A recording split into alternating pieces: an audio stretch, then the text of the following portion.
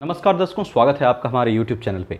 आज की वीडियो में हम वृश्चिक राशि के लिए बात करेंगे अगस्त 2024 राशिफल के बारे में, गोचर आधारित। अगर आप वृश्चिक राशि के हैं, वीडियो लास्ट तक देखिएगा। इसमें हम कम समय में क्लियर करने की कोशिश करेंगे कि वृश्चिक राशि के लिए अगस्त का महीना कैसा रहेगा, क्या क्या स्थितियां उनके लिए बन रही हैं, क्योंकि कुछ गोचरीय व्यवस्था से कुछ ऐसे ग्रहों की स्थिति बन रही है जो अच्छे परिवर्तन के संकेत अगस्त के महीने में आपके लिए दे रही है। कुछ अच्छे परिवर्तन आपके जिंदगी में हो सकते हैं। सूर्य के प्लेसमेंट से, बुध के प्लेसमेंट से ये सब संकेत आ रहे हैं कि अगस्त का महीना आपके लिए फाइनेंशियल ग्रोथ के मामले में या और कुछ चीज़ों के मामले में अच्छा रह सकता है।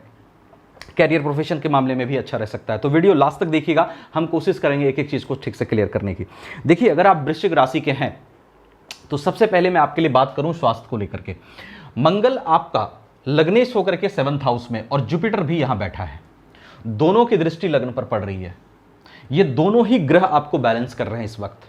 मंगल की दृष्टि से आपके अंदर कॉन्फिडेंस है। मंगल की दृष्टि जब लग्न पर पड़ती है, खास करके तब जब मंगल लग्नेश हो तो ये एनर्जी लेवल को अच्छा रखता है। और उसके साथ साथ चूंकि आपका लग्नेश है तो स्वास्थ्य को लेकर के जो स्थिति बन रही है अगस्त के महीने में वो अच्छा बन रही है, क्योंकि मंगल आपके लग्नेश हैं और अपनी ही राशि को यहां पर देख रहे हैं। गुरु की दृष्टि यहां पर पड़ रही है। गुरु बैलेंस लाने का काम करते हैं। गुरु हमारी सद्बुद्धि को बढ़ाते हैं। गुरु हमारे अंदर स्टेबिलिटी लाते हैं। जुपिटर एक ऐसा प्लैनेट है जो एक तरह से हमारे पूरे पर्सनालिटी को बैलेंस करने की ताकत रखता है, फिजिकल स्तर पर भी और मानसिक स्तर पर भी। तो यहां पर गुरु और मंगल की दृष्टि आपके लिए बहुत अच्छा संकेत दे रही है कि आप एक बैलेंस्ड पर्सनालिटी के रूप में रहेंगे। अपनी स्थिति को आप बहुत ज़्यादा स्ट्रेस में नहीं जाने देंगे, क्योंकि शनि की स्थिति दृष्टि यहाँ पर आपको बहुत सारा स्ट्रेस दे रही थी, लेकिन मंगल और गुरु की दृष्टि अब वो सारे स्ट्रेस से आपको बाहर करते हुए नजर आ रही है। तो अगस्त का महीना जो है उसमें स्ट्रेस आपके लिए कम रह सकता है। अगर स्वास्थ्य संबंधी समस्याएं थी तो वो कम हो सकती हैं और स्वास्थ्य में आपका बेहतर होता हुआ दिखाई दे रहा है।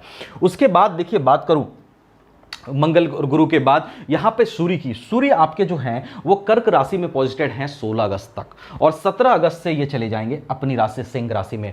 पहली बात तो केंद्र के लॉर्ड होकर के त्रिकोण में 16 अगस्त तक रहना सूर्य की ये बढ़िया स्थिति है। भाग्य भाव में जब प्रोफेशन लॉर्ड रहते हैं तो भाग्य से प्रोफेशन में वृद्धि के संकेत मिल रहे हैं। भाग्य से आपका प्रोफेशन अच्छा हो सकता है और भाग्य का साथ आपको आपके प्रोफेशन में मिल सकता है। पदोन्नति हो, चाहे प्रमोशंस की बात हो, चाहे जॉब मिलने की बात हो, वहां पर संभावनाएं बेहतर है। लेकिन जब 17 अगस्त से यहां अपनी राशि में सूर्य आएंगे तब स्थिति आपके लिए और ज्यादा अच्छी है। वहां पर अगर प्रमोशन आपका डिले है या प्रमोशन होने में प्रॉब्लम हो रही है तो प्रमोशन हो सकता है उस 17 अगस्त के बाद से। और अगर आपका प्रोफेशनल ग्रोथ में जॉब नहीं मिल रहा है, जॉब मिल सकता है। जो भी काम कर रहे हैं उसमें आपकी वृद्धि की संभावनाएं, उसमें ग्रोथ की संभावनाएं बना रहे हैं सूर्य 17 अगस्त से, क्योंकि अपनी राशि में बैठकर यहां पर प्रोफेशन हाउस को सूर्य बल देंगे।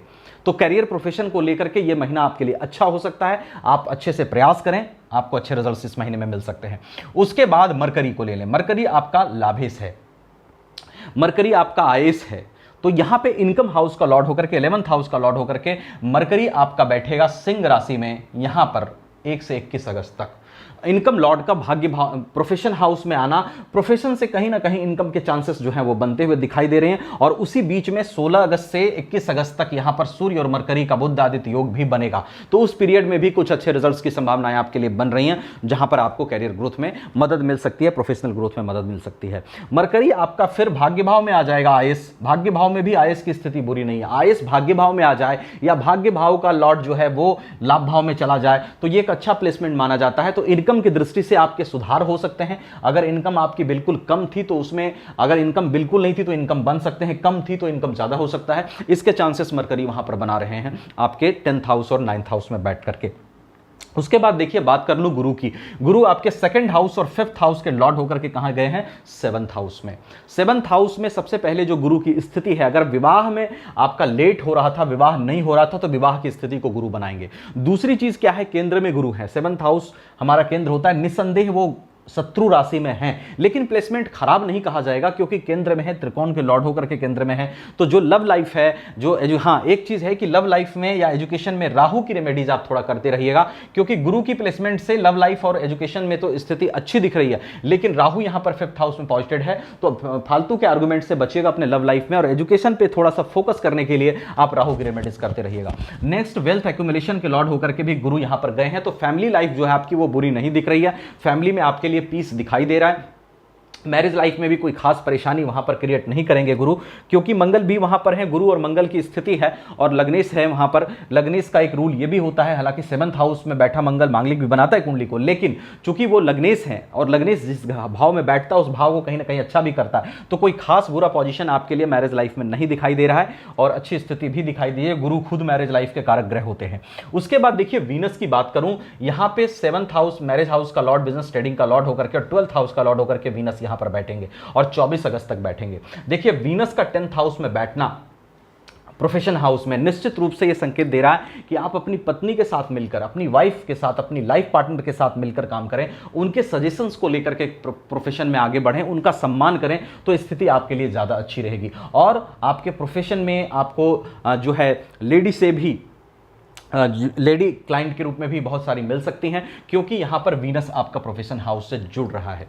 उसके साथ साथ देखिए बात करूं ओवरऑल अगर, तो शनि ने निश्चित रूप से आपको ढैया को चला के रखा है और ढैया में शनि ने बहुत सारी परेशानी आपको दी होंगी, लेकिन चूंकि जब ये यहाँ वक्री हुए हैं और अगर प्लेसमेंट वैसी रही है आपकी कुंडली में, जैसा मैं बताया था वक्री वाले वीडियो में, अगर वैसी प्लेसमेंट रही होगी आपकी कुंडली में शनि की, तो निश्चित रूप से इस वक्रत्व काल में थोड़ा रिलैक्स आपको शनि जरूर कर रहे होंगे। और अगर वैसी प्लेसमेंट नहीं रही होगी आपकी कुंडली में शनि की, तो डेफिनेटली हो सकता है वक्रत्व काल में थोड़ा दिक्कत भी हो रहा हो, तो वो प्लेसमेंट पर भी थोड़ा निर्भर करेगा। लेकिन जनरली अगर शनि बहुत ज़्यादा दिक्कत करते हैं ढैया में, ढैया में कर रहे हैं या किसी वक्त कर रहे हैं, तो वक्री काल में संभावनाएं बनती हैं उनकी अच्छे करने की, तो डेफिनेटली यहां पर संभावना बनेगी। अगर आप प्रॉब्लम में ज़्यादा आपको रखे हैं तो 14 नवंबर तक, जब तक ये वक्री रहेंगे, चांसेस बनाएंगे चीज़ों को अच्छा करने की।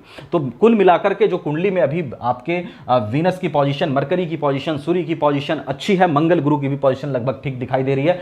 थोड़ी बहुत परेशानी अगर आपको ढैया के चलते हो रही है तो आप ज़्यादा स्ट्रेस मत लीजिए। वैसे भी वृश्चिक राशि वाले जो होते हैं वैसे तो ओवर सेंसिटिव होते हैं, पर स्ट्रांग भी होते हैं, ये इमोशनल भी उतने ही होते हैं, एग्रेसिव भी उतने ही होते हैं, दोनों चीज़ों का संगम इनके अंदर होता है और परिस्थिति को संभालने की भी ताकत रखते हैं। प्रिंसिपल अपने सही चीज़ों से तो कभी समझौता नहीं करते, चाहे इनको जितना भी नुकसान हो जाए, ये बने रहते हैं अपनी बात पर, अपने सिद्धांतों पे बने रहते हैं, बड़े पक्के होते हैं उस चीज़ के। लेकिन आपको बहुत सारी प्रॉब्लम शनि ने दी है, मैं समझ सकता हूँ, लेकिन आपको घबराना नहीं है, because you are the person who can create the history, you are the person who can change the world. क्योंकि वृश्चिक राशि वाले अपने मूड के मालिक होते हैं, तो इसी वजह से ये ताकत रखते हैं जिंदगी में बहुत कुछ अच्छा करने की।